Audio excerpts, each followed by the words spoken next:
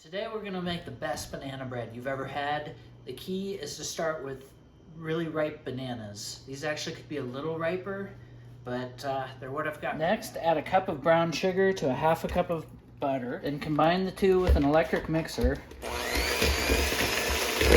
Add your eggs, one egg at a time, and mix it in.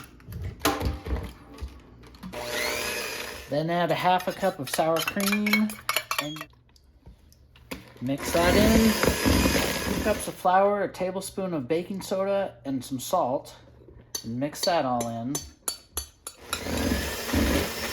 Next, add your bananas, basically 1 banana at a time. I try and do it kind of in chunks. You definitely want them on the softer side. Now here's where it really gets good. Add chocolate chips. And the key here is use dark chocolate and make sure it's made with at least 60% cocoa.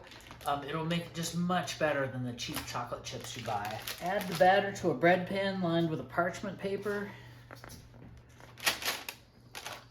Go ahead and sprinkle some chocolate chips onto the top. Doesn't have to be too many, it's just to make it a little more visually appealing. Turn the oven to 350. Once the oven's heated up, you want to bake it for about an hour.